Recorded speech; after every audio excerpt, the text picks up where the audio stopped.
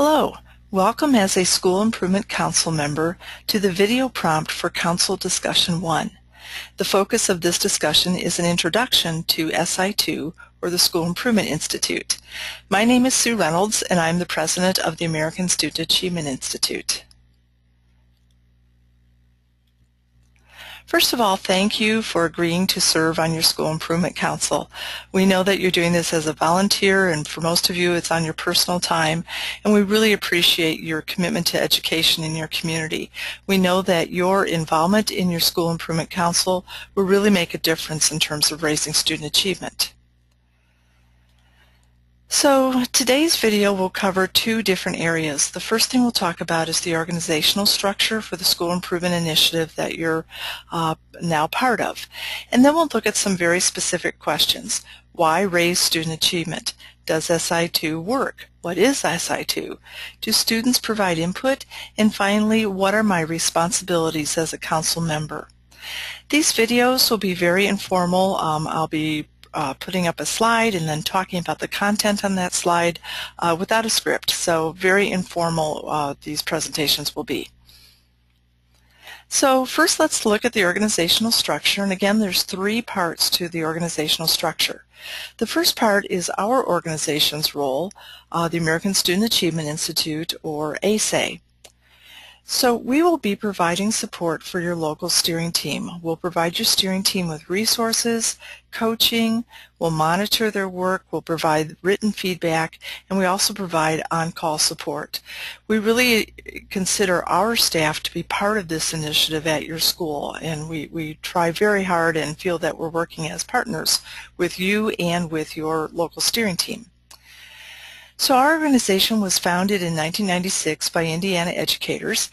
We were looking at the question, can educators use a data-driven change process to raise student achievement for all students? And as we began, we were coached by Indiana business members who had expertise in data-driven systemic change. We developed a vision-based, data-driven, and accountable change process called Vision to Action, and we incorporated it as a nonprofit in 2000, and to date we've helped over 400 local leadership teams work to raise student achievement. A second part of the organizational structure is your school's steering team. So the steering team is made up of 6 people, the principal, 2 teachers, and one of the teachers in middle schools and high schools we'd like to be a math teacher because math is such a gatekeeper course. And then also a school counselor, someone from your community who's involved with economic development, and a parent. The steering team are not decision makers. They are process managers. In other words, they're the worker bees who are doing a lot of behind-the-scenes work to help people make decisions. They have been collecting data, they're about to begin facilitating discussions, and then as the council has discussions, the steering team will be helping the council come up with a vision statement, goals, root causes, and interventions, and they'll create drafts of those components for the council to react to. Also on the steering team, we have delegated responsibilities. So each of the 6 people on your local steering team has a specific responsibility. One person is in charge of collecting achievement data. Another one is overseeing the collection of the root cause data, or the data that will help you figure out what's getting in the way of achievement. Another person is facilitating student body discussions, and then a 4th person is facilitating the council discussions in which you are participating in. A 5th person will help the council reach consensus about different decisions that you're making, and a 6th person will help with the development of interventions. So each of the 6 people on the steering team or the management team has a specific set of tasks to complete. To find out who's on your steering team after you've watched this video, if you'll go back to the discussion page and look for the pre-discussion tasks and click on number 3, see who's on the school improvement steering team. And that will show you the 6 people that are on your team. Then the third part of the organizational structure is the School Improvement Council. This is the group on which you sit as a council member. So in our schools, the ideal council makeup is quite broad, and it's not uncommon for our schools to have 25, 30, even 40 people on the council, because we want to make sure that all of the different stakeholder groups have a voice in the decisions that are being made about student achievement and school improvement. So all different kinds of educators, both in the school but also in feeder schools and receiving schools, parents representing all different grade levels, all different educational programs like career and tech ed or high achievement programs, all different communities within your high school or middle school or elementary school area, so all different kinds of parents. And then within your community, we want to make sure that all the different stakeholder groups in your community are also at the table as part of your council. Economic development, business, community foundations, media, youth service, faith-based organizations, service clubs like Kiwanis or Lions or Rotary, public library, different agencies in your community, and then local government. So we want the council makeup to be very, very broad. That usually means that the council needs to be a rather large group. And then, of course, one of the council members is you. So the council, the School Improvement Council, are the decision makers. Collectively, that very broad-based group of folks will become the decision makers for school improvement. So you will be making decisions about the vision that you have for school improvement and student achievement, what your goals will be, what the root causes are, or those are the areas that are blocking achievement. So one of the things you'll look at is what are the root causes in our school and our community. And then finally, what are you going to do about those root causes, or what your interventions will be to raise achievement. If you would like to see who else is on the council with you, again, when you're finished watching this video, if you'll go back to the discussion page and then just click on number 4, which says see who is on the School Improvement Council. And on that roster, you'll find your name as well as everyone else who is participating in that council. Okay, so that's the organizational structure. Now let's look at why are we doing this. You know, we've got all these folks involved. Why are we even bothering to talk about and to work hard to raise student achievement? Well, one reason that a lot of schools tell us they want to engage in this work is because of economic development. They're really looking at career readiness. So in terms of economic development, we like to ask this question. If you were the CEO of a company or a business in your community, where would you send your low-skilled jobs?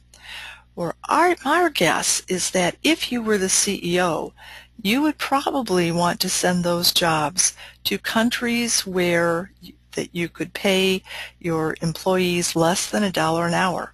If we're looking at a manufacturing job in India and China, you can see that the wage is much less than $1 an hour, where in the United States, those manufacturing jobs are the workers in those jobs, the average wage is $17.20. So if you were looking at where are we sending our low-skilled jobs, chances are you would want to send those jobs outside the United States and not keep those low-skilled jobs in your community. So what most communities will tell us then is what they do want to keep in their communities are the high-skill, high-wage jobs. But we find that that is also kind of an issue. If we look at the TIMSS study, which is Trends in International Math and Science Study, this is a study that's given every 4 years to 4th graders and 8th graders. And on the screen you're seeing the 8th grade results from 2011, which was the most recent test. You can see that in math, United States ranks 9th behind Korea, Singapore, China, and in science we rank 10th. So again, if you had high-skilled jobs in your community, your employers will probably tell you, and you might check this out with the economic development person that's on the steering team and those members that are on your council. They may be telling you that they can't find in your community enough high-skilled workers to fill all of the high-skilled jobs that they have. And they're starting to look outside of your community or outside the United States. So one of the reasons that a lot of communities want to work on raising student achievement is to create this high-skilled workforce that can take the jobs that exist in your community for high-skilled workers, as well as attract new employers to your community who are bringing with them high-skill, high-wage jobs. One thing that we always hear when we talk about the qualities of the workforce is people will say, well, yeah, but in the United States, we are #1 in the world in terms of creativity. Our workers are the most creative in the world, and we believe right now that that's true. However, as we talk with educators in other countries like India and China, we're finding that educators in those countries are starting to redesign their curricula so that their students are learning how to be creative, because they also want to compete for those high-skill, high-wage jobs. And they know that to be able to compete with us, they need to increase creativity among their workforce. So while we want to maintain our creativity, we're also looking at, in a lot of our schools, really upping their academic rigor so that we really have the most outstanding workforce in the world. So in terms of raising student achievement, economic development is often a reason that we hear communities and schools want to get involved in SI2 and the School Improvement Institute. In terms of what does it mean to be a high-skill, career-ready, this is a kind of an outline of employability skills that was provided by the US DOE in 2013. So we're looking at applied knowledge, not only knowing how to read and write and do math and rigorous science, but how to apply that knowledge to problem solving and decision making. Also having high-level thinking skills, critical thinking skills, being able to analyze, reason, problem solve, plan, organize, make decisions. All of that applied knowledge. Middle section in terms of employee ability skills is effective relationships, being able to collaborate, to work independently, having a good attitude, contributing to the work of a group, being responsible, having self-discipline, being flexible, having integrity, being able to take initiative. These are all relationship skills that are very important in a high-skill workforce. And then finally, workplace skills, being able to manage resources, use information, communicate, being a systems thinker, and being able to use technology. So when we're talking about developing a high-skilled workforce and developing the K-12 educational system that will produce a high-skilled workforce, these are the kinds of things that we need to make sure exist in our schools, K-12 and then also leading to post-secondary. So when we say post-secondary, we want to make very clear that we're talking about all different types of viable post-secondary education, four-year college, two-year college, apprenticeship programs, career colleges, also job training in the military, and on-the-job training. So lots of different ways to continue one's education after high school. There's a lot of reasons why we think post-secondary education is important. One is because we know that citizens who have a post-secondary credential earn more every week and are able to have a higher standard of living. And we also know that unemployment goes down with more education. So another reason that communities want to get engaged in raising student achievement and working on school improvement is to really enable kids to not only get to post-secondary, but also to complete a post-secondary credential so that their standard of living goes up. An interesting thing is that as the percentage of citizens with a bachelor's degree in your community increases, the wage of high school dropouts and those with just a high school diploma also increases. So not only does post-secondary completion impact the standard of living for those who actually have the credential, it impacts the standard of living, the income of all different kinds of folks, including high school dropouts in the community. And then a third reason that many people want to get involved with raising academic achievement and looking at school improvement is social justice. And for me personally, this is something that really drives me. This is what brings me to the table. So when we look at the enrollment level by by income level and also by race, we find that there are some groups of students that tend to enroll in post-secondary at a greater rate than their peers. In terms of economic level, the more income your parents or your family have, the more your chances are that you're going to enroll in post-secondary. And the same thing, same trend with race. Students who are white have a better chance of enrolling in post-secondary. So some folks want to get involved with school improvement to change this, to get rid of achievement gaps and enrollment gaps in post-secondary and in post-secondary completion gaps. So social justice is another reason that a lot of folks want to raise student achievement and get involved in school improvement. So there's some other community benefits. We know that in communities where there are more college degree holders, that impacts a lot of different areas. College degree holders tend to smoke at a lesser rate. They exercise more. They spend more time on education with their children. They volunteer more, and they vote at a higher rate.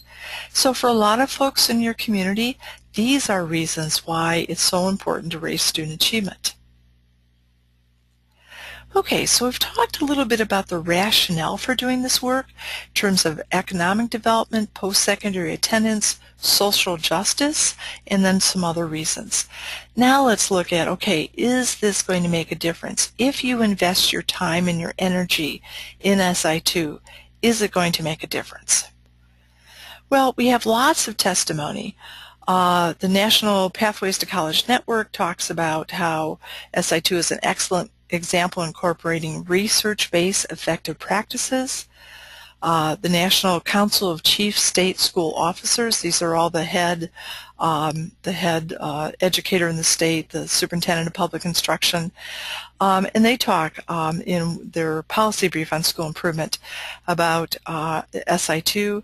And one of the things that they really brought out is that the hallmark of the SI2 process is embracing and working through resistance for systemic change. More testimony from the Annie E. Casey Foundation. They were working with one of our schools and noticed that there was a big difference in this school in terms of the school-community connection. And they wrote about the school's involvement in SI2 and said that the SI2 process has helped to increase the alignment between the work of the community partners and the school's core instructional programs. Former Governor Mitch Daniels also spoke about SI2 at one of our conferences, and he said after learning about our work that he was fascinated by SI2 and told the participants in the audience to tell other schools in their districts to join SI2.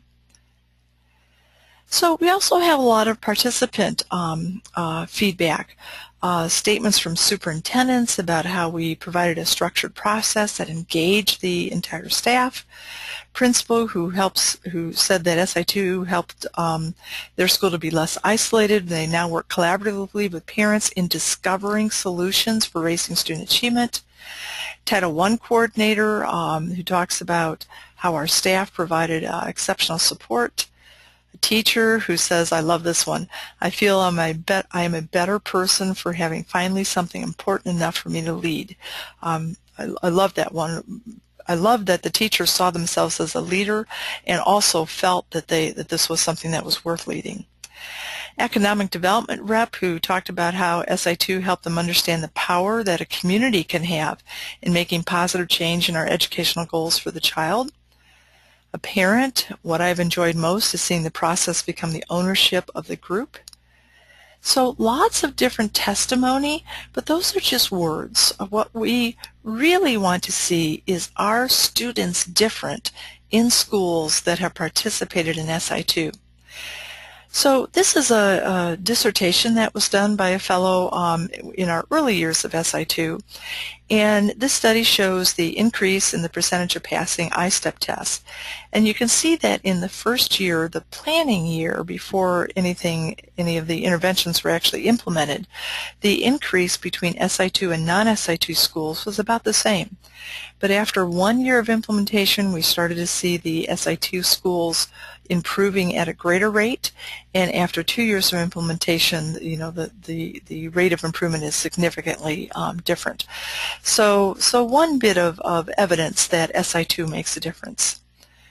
More recently, we did a study of the average increase over a 3-year period in the percentage of passing I-STEP and ECA tests, and we found that that increase was 42% higher in SI2 schools. So again, some evidence with data that this initiative makes a difference. So what is it now? So let's start out by talking about what SI2 is not. First of all, SI2 is not Public Law 221, which is the public law that asks schools to do school improvement. We're not Title I, and we're not turnaround. However, our process helps schools meet all of the school improvement requirements in all 3 of those initiatives. So while our purpose is to not meet some outside mandate, we will, because we're working with schools that we know have to meet those mandates, we will make sure that you've met those mandates as part of your SI2 work. SI2 is not about reinventing the wheel. A lot of your initiatives in your current school improvement plan are most likely good initiatives. So as we're studying data, when we find initiatives that are matching where your school needs to be going, we'll keep those initiatives. We're not going to throw everything out. And then if there's some initiatives that maybe aren't as high leverage, then we'll let go of those to gain us time and energy. So it's not about reinventing the wheel. We're not going to throw out everything that you've already done. We're just going to study it and see what makes sense and what doesn't make sense. SI2 is also not a model program. We do not believe there is such a thing as a model program. If there were, every school would be doing it and we'd all be great.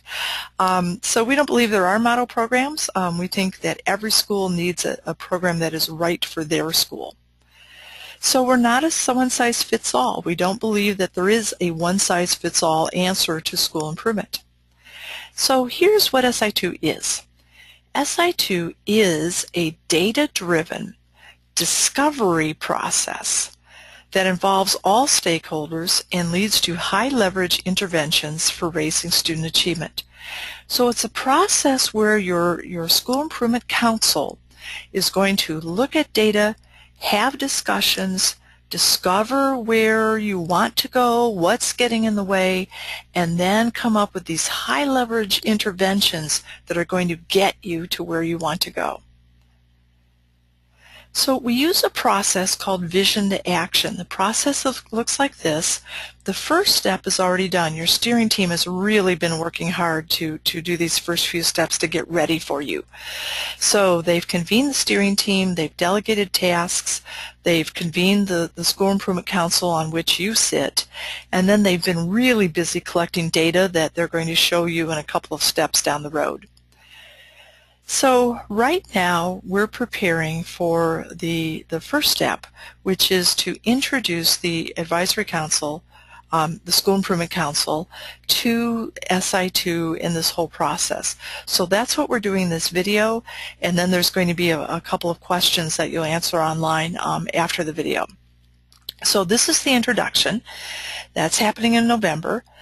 Then in December, we're going to talk with you about what are your dreams for kids, what are your dreams for education, what does your ideal school look like, what are the ideal teachers look like, what's your ideal achievement data.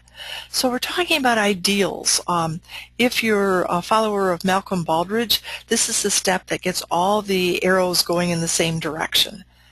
So then after we know collectively where we're going, what we want to achieve, what our dreams are, then we'll come back to reality and we'll look at data.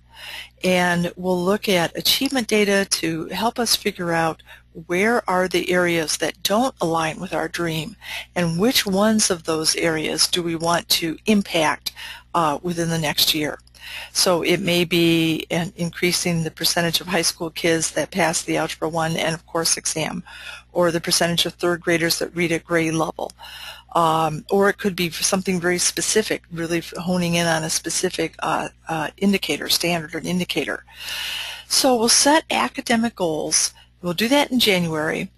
And then in February, we'll come back and we'll say, okay, what's getting in the way of that? Why aren't kids passing the Algebra 1 and, of course, assessment? Why aren't they reading at grade level? And we'll bring back all kinds of data for you in this step that will help you look at what's being taught, how it's being taught, how it's being assessed, if students are motivated, do kids complete homework, or does the community have high expectations for achievement. We'll look at all of these areas to figure out what is getting in the way of those goals.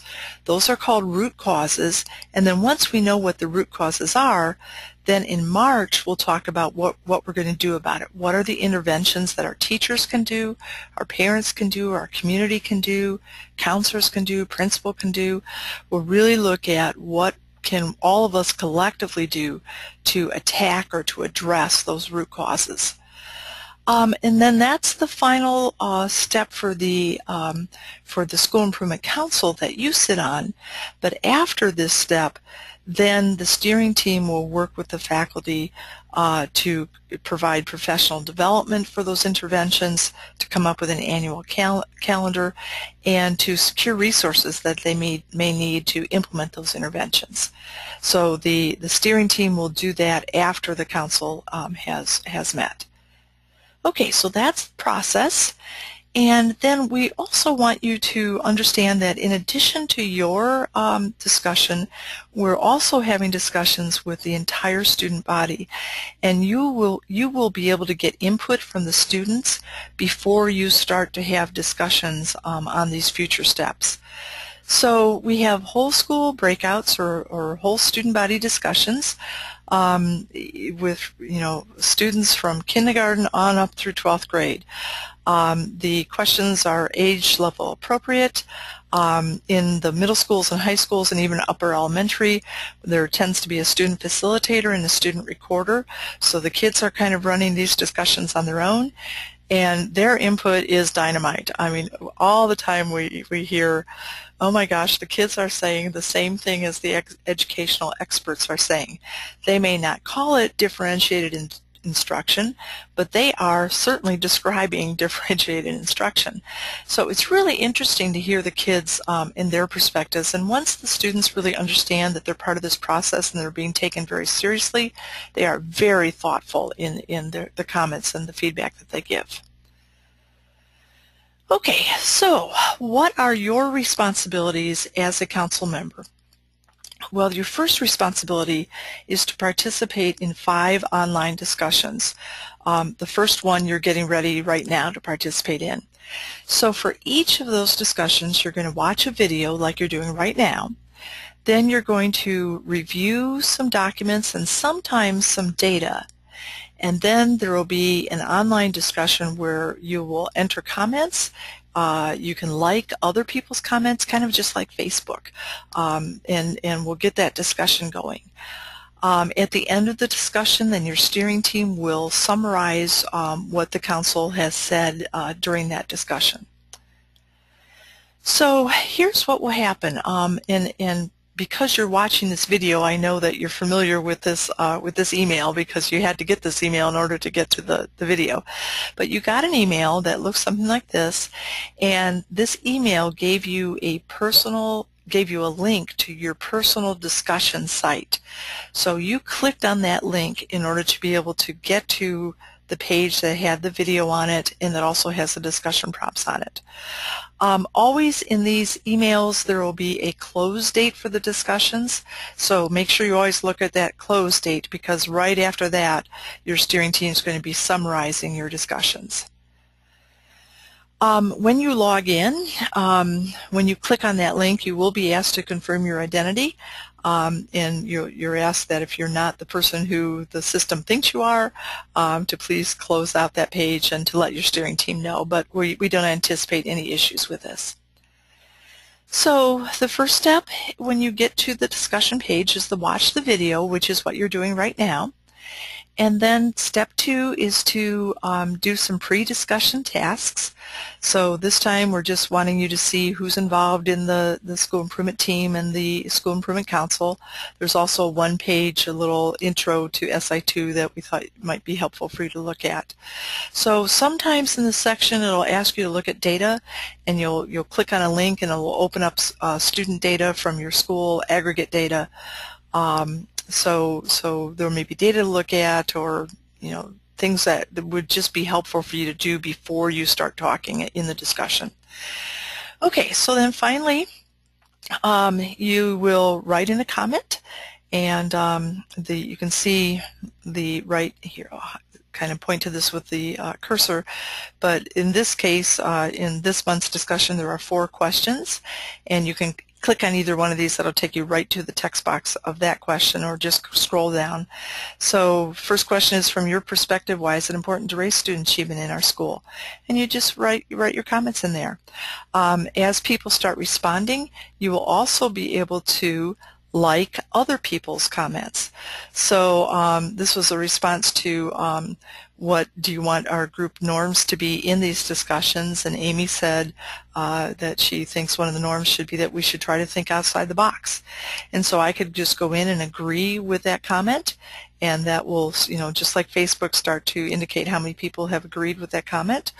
Or I could write in my own comment, or I could say, I agree with Amy and also would like to add that blah blah blah. So this operates just kind of like Facebook. You can agree and you can add additional comments. Here are discussion guidelines. One, we'd like to really encourage you to read the question carefully so that you know exactly what's being asked. Add thoughtful comments. Remember, this is going to end up helping everybody make the best decisions about school improvement, which can impact your economic development and standard of living. So we really want to encourage you to be thoughtful about your comments. Be creative. We would encourage you to kind of think out of the box. If everything were working perfectly right now, your achievement, would probably be higher than it is. So it's not perfect right now. So be creative, think about things in new ways. Be constructive. And then number 4 is really important. No personal attacks, either direct or indirect. The steering team has the ability to delete comments immediately if the discussion starts to go south. So you can help out by just making sure that the discussion does not go south. And then our best advice is to always focus on what's best for kids. This is not about what's best for the principal or what's best for the school board or what's best for the teachers or parents. This is about what's best for the young people in your community. And I think as you're entering those comments, if you can always focus on that, is this going to help kids be better learners? Is this going to help kids get to post-secondary? Is this going to help our elementary kids really be successful when they get to middle school? So it's about what's best for kids. So coupled notes, when you write a comment, the author's name will always appear on the comment, so you'll know who said what. And then the steering team will monitor all the discussions, and anything that's inappropriate will be removed. So, okay, so those are guidelines, and then you'll also be given a chance in question number 4. It asks, do you want to add anything to these guidelines, any group norms that you want to make sure that your council is following as you discuss. Okay, so the one other thing on the discussion page is that if you have a question, the person on your steering team who is the point person for the discussions, their name and their email address and phone number will appear right in this section on the page. So if you have any questions as you're going, just call this person locally, and they will be your go-to person in all of these discussions. Okay, so next steps are to complete the pre-discussion task and then begin discussing. And once again, remember, if you have any questions, contact your local steering team member who's responsible for the council discussions. So thank you so much. We're really eager to start seeing these discussions and seeing the energy start to build. And again, not only post, but please respond to other people's posts. That may mean that you need to look at this more than once when you put your comments up, and then a little later to see who's responded to you and who else has made comments that you can respond to. So we really would like this to be an interactive discussion. So thank you so much, and it's been a pleasure chatting with you, and we'll do this again next month. Thank you so much.